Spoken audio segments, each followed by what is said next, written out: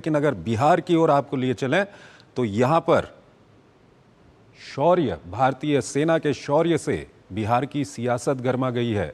भारतीय सेना के शौर्य और ऑपरेशन सिंदूर की सफलता के बाद बिहार का सियासी पारा चढ़ना शुरू हो गया है। इसी साल के आखिरी हिस्से में विधानसभा चुनाव होने वाले हैं। ऐसे में राजनीतिक पार्टियों की तैयारियां तेज हो गई हैं। एनडीए के साथ साथ राजद और कांग्रेस भी एक्शन मोड में नजर आ रहे हैं। ये रिपोर्ट देखिए। जम्मू कश्मीर के पहलगाम में हुए कायराना आतंकी हमले के बाद भारतीय सेना के शौर्य से सफल हुए ऑपरेशन सिंदूर की वजह से सामान्य हुई स्थिति के बाद बिहार का राजनीतिक पारा एक बार फिर से चढ़ने लगा है। विधानसभा चुनाव के मद्देनजर राजनीतिक दलों ने तैयारियां तेज कर दी हैं। एनडीए और महागठबंधन के कई बड़े नेता इस महीने बिहार का दौरा करने वाले हैं।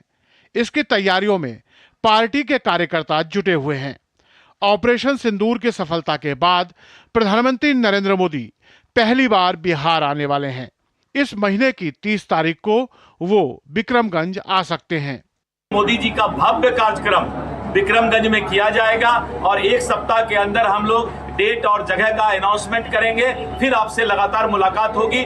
मोदी जी शाहबाद में विक्रमगंज आएंगे। बिहार के प्रति कितना सेंसिटिव है हमारे प्रधानमंत्री जी, और डबल इंजन की सरकार चल रही है, तो आप समझ रहे हैं इससे बिहार का विकास ही होगा ना। जहां नरेंद्र मोदी जाते हैं वहां कुछ न कुछ तोहफा देते हैं।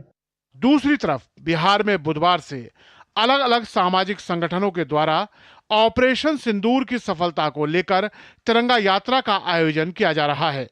10 दिन तक चलने वाले इस कार्यक्रम के दौरान ऑपरेशन सिंदूर के तहत भारतीय सेना के शौर्य को देश के सामने रखा जाएगा। कांग्रेस भी आगामी चुनाव को लेकर एक्शन मोड में है। इसी कड़ी में लोकसभा में नेता विपक्ष राहुल गांधी चौथी बार बिहार दौरे पर आ रहे हैं।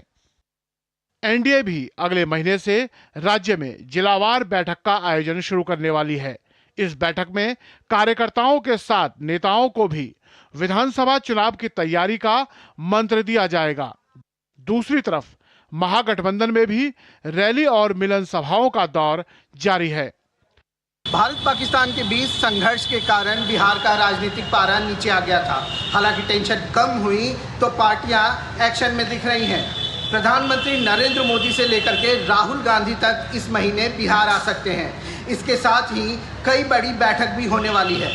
डीडी न्यूज़ के लिए पटना से मधुरेश नारायण। खबरें